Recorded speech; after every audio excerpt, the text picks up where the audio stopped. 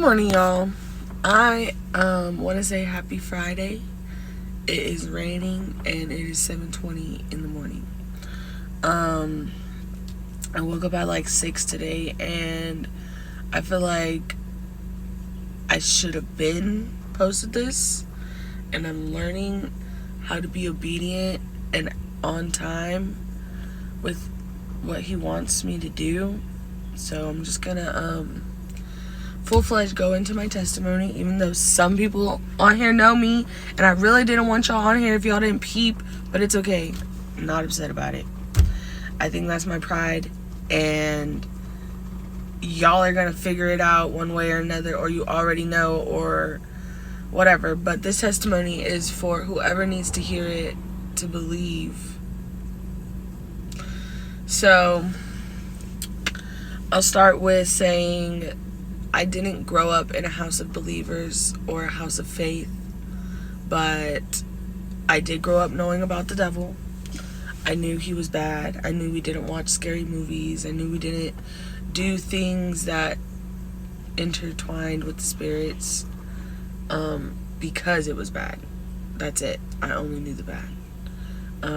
I had sleep paralysis a lot growing up, like from 5 till my 20s, honestly.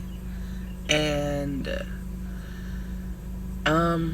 yeah, I don't understand. I mean, now I do understand generational trauma, generational curses. They're real. They will hit generations after the fact. The actual person who did the deed is done. And I feel like since a youngin', my dad's always told me there's something about you, there's something about you. But finding Jesus and figuring out my purpose, I understand. Yeah, so sleep paralysis was a thing. Like, very bad. Like, you could feel them, you could hear them, you could see them. I would wake up and not want to go back to sleep, and I knew how to rebuke the spirits, but I didn't know how to pray, or who to pray to, or even if I believed, honestly. Yeah, so I was deep in the world most of my life, not gonna lie. First time smoking weed was at 12. At 6 years old, I was masturbating, and I don't even know why or who or how. And to my knowledge, I haven't been sexually assaulted, so I don't know where this hyper-sexual stuff happened or where it came from, but now I know it must have been a spirit trying to get me. Yeah, 6 years old is crazy. Unaware, unknowing, I'm pretty sure it was younger, like 5 or 4. But, yeah. And then get into the drugs. At 12, I went and looked for some weed.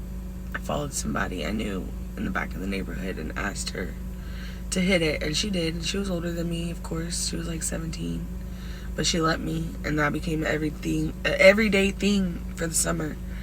And then obviously I'm 12. I stopped after summer and didn't really start again until I was 16, when my dad went to jail and I had a car and I was going crazy in the world. I was smoking.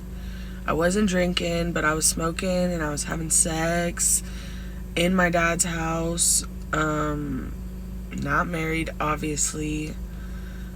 Ended up getting kicked out of my dad's house and moved to a whole different city with my grandma, and that's when I dove deep.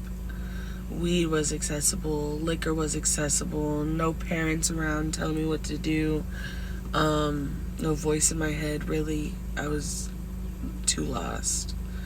I got into this relationship with an alcoholic, and I didn't know he was an alcoholic. That was my first abusive relationship, and I want to say I truly didn't believe that there was a God during that relationship. I believed that everything that was happening to me was because it needed to. Fuck. So, I get into this abusive relationship. It lasts about 2 years. I lose a tooth. A lot of stuff is going on. And I end up moving back home.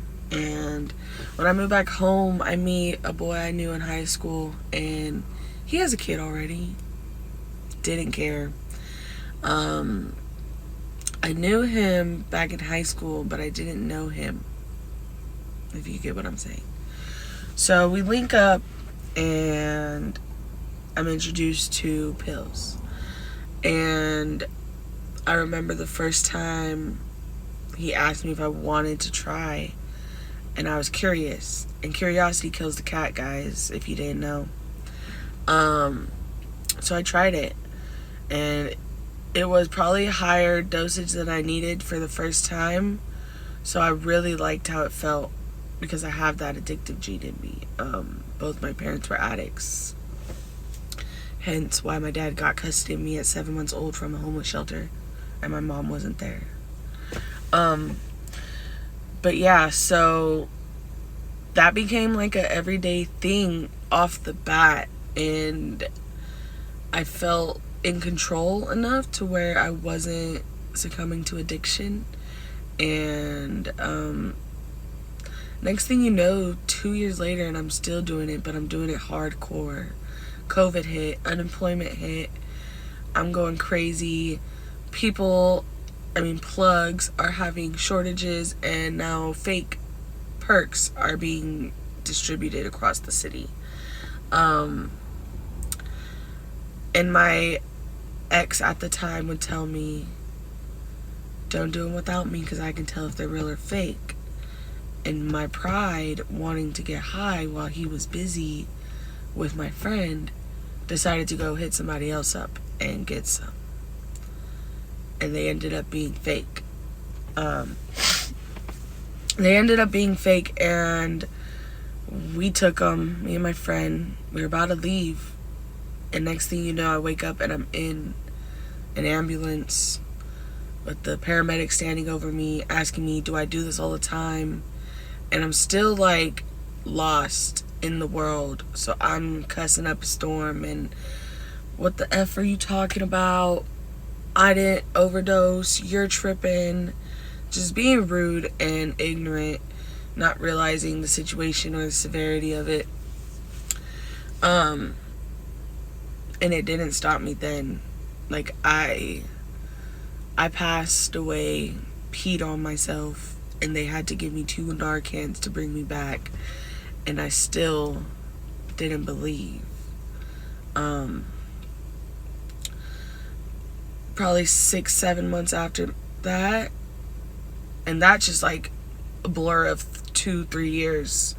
So after the overdose, I didn't stop. I kind of chilled out, but I didn't stop. And then I started feeling like this is getting out of control. I need to get right.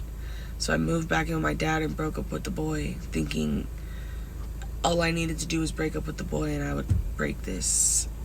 And that's not what happened. I moved into my dad's house and I started stealing, and I started going harder because I had no control. It wasn't me, it was the addiction. And I started planning how I wanted to be found and what would be less traumatizing for my family. And that's when I knew, like, no, I am very big on, I would never kill myself. I would never go out like that.